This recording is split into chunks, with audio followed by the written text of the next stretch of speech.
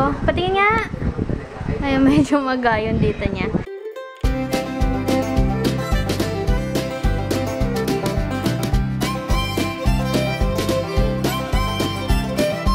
Hi guys! Late na ako nakapag-vlog. And, ano ba?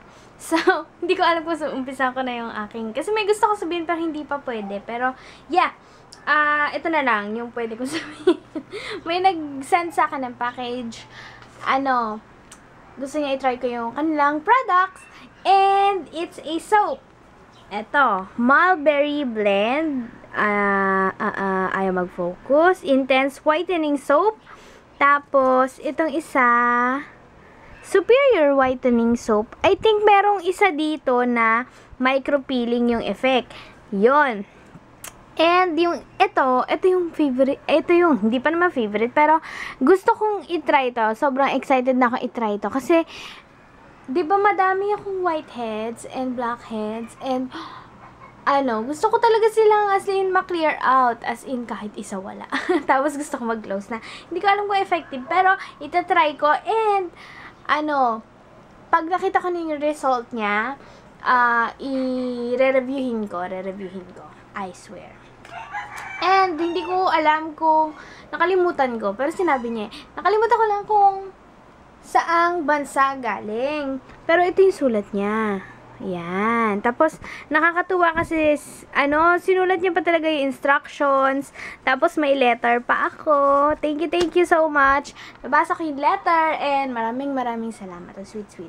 Sobrang thank you kasi, pinatry mo sa akin yung products nyo. And, if you want to check out their what do you call this? Online shop, I will link it sa description box. It's Hermosa Shop. Yun yata, Hermosa Shop. Mag-shoutout na ako kasi matagal na din to. Yeah. Shoutouts with S kasi madami.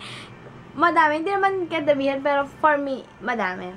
So, number 1, hi po kay Victoria Tadioan, tama ba? Tadioan, from Pampanga, and advance happy birthday, Kim Kelvin, from your wife. I think your wife is Victoria Tadioan, yun yata, basta yun. And next, Jeffaline Elarma, hello po, Chadra May Doka, hi! Tapos, Marlene Balikog from Denmark! Hello! Tama ba? Wala kasing letter N yung sinulat ko, pero Denmark yon. Hello po! Thank you so much for watching! Gusto ko nga din pala mag-sorry kasi ilang days din ako tinamad mag-edit at mag-vlog. After ko siguro magkasakit. Pero may gana ako. Pero, yun nga lang, may mga ginawa akong kailangan ko lang magpahinga ng konti. Naggala ako. Kaya hindi ako nakapag-edit. And yung aking mata is sobrang kate. Kaya yun, medyo umiiwas-iwas ako sa computer. Kaya hindi nga rin ako nag-Instagram Kaya bira ako mag-post. Pero nakapag-post na ako. So, yun. And kanina ako pa gusto mag-vlog. Pero, nakalak yung pintuan. E, nahiya naman akong gisingin si Mod. Pero ngayon, magpapadentist siya. Magpapabunot na siya. Basta may papabunot na siya. Noon niya pa plano yan. Pero, I think kailangan na. Kasi may pinaghandaan kami. Yan lang muna. Yan. Bahay na kami. And, nabunutan na si Mod ng teeth. Dito. Ayan. Medyo, patingin nga. Ay, medyo magayon dito niya. Hindi niya nararamdaman kasi may anesthesia siya. Pero, ayan yung kinakain niya ngayon. Yan ang kanyang treat. It's Nestle Temptation. Oo naman! Meron pang Alisin mo. Nestle Temptation French Salted Caramel. Oo, sa kanya yan lahat. Alam mo na, parang bata. Kailangan ng malamig. Tapos, ito yung food niya. Gusto niya lang kasi malambot. Naawa nga ako pag pinubunutan siya. Ayoko talaga nang about sa teeth. Naalala ko yung mga experience ko pag pinubunutan. No. And ako, siopaw lang. Yung lagi niya kinakain ngayon. Ako naman kakain siopaw. Tapos, binigyan lang siya ng gamot ng doktora. Amoxicillin at mefenamic acid. Ayun. Kain tayo. Ito sa akin, siopaw. Nandito kami sa Cash and Carry and magme-merienda muna kami ng hotdogs.